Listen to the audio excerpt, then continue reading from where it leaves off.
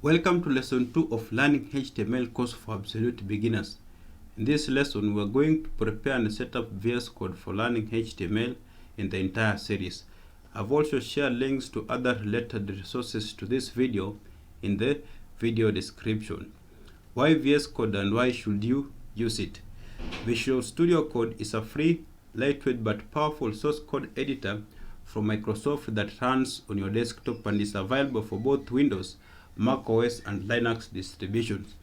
It comes with built-in support for JavaScript, TypeScript and Node.js and has a rich ecosystem of extensions for other programming languages such as C++, C#, Python and PHP. Aside from the whole idea of being lightweight and starting quickly, Visual Studio Code has intelligence code completion for variables, methods and imported modules, graphical debugging, multi-cursor editing, parameter hints and other powerful editing features. By now, I assume you have downloaded and installed VS Code in your machine and you are ready to start installing Visual Studio extension you require. Good people, VS Code allows you to install some extensions which in turn offer additional code functionalities such as code formatting and debugging.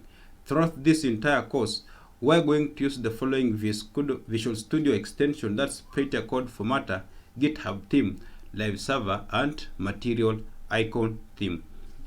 Good people, Github Theme gives your Visual Studio workbench the exact theme like the one of GitHub. The themes provided by this extension include GitHub Lite and GitHub Dark. For you to install GitHub Theme, on the left sidebar of Visual Studio Workbench, click on the extension icon. Once you have clicked on the extension icon in the search bar, type GitHub. Once you have typed GitHub, click on the GitHub theme. It should be having 6.3 million installation. Because I've already installed mine, so it asks me to select the color theme. But on your case, you will see an option for installing. Click on install. Once Visual Studio has installed the GitHub theme, you will see this option of select color theme. Click on the select color theme, then select your preferable color theme that you will want to use.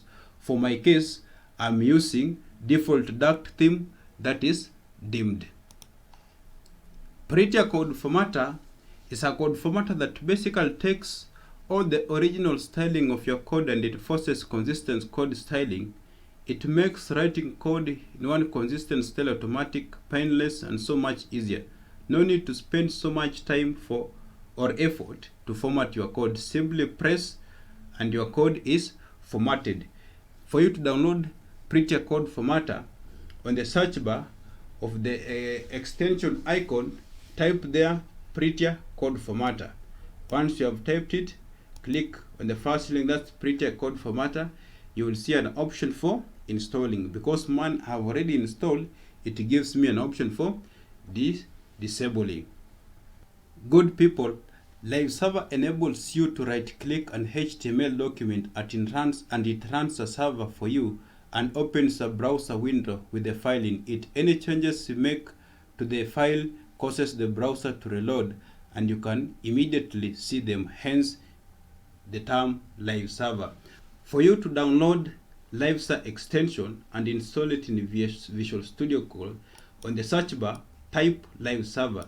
Click on the first link that will appear and you will see an option for installing. Because mine I've already installed, so it's giving me option for uninstalling or disabling it. Once you have installed it correctly, if you open any HTML document and right click on it, you will see an option for open with Live Server. If your server is already running, you will see an option that's to stop Live Server. Viewing at the bottom of your HTML document, you should be able to see the Live Server and the port that it's running. For instance, this Live Server is running on port 5500. So if I right click on this document and I click open with Live Server, my Live Server will automatically load that HTML document in my default browser. So any change that I make to my HTML document, it will automatically reload the live server. For example, if I change this word, this is my first HTML page. If I come and view my HTML page loaded by live server, you will have already seen that the page has already reloaded and reflected the changes. The last extension that we'll be installing in Visual Studio Code is what is called Material Icon.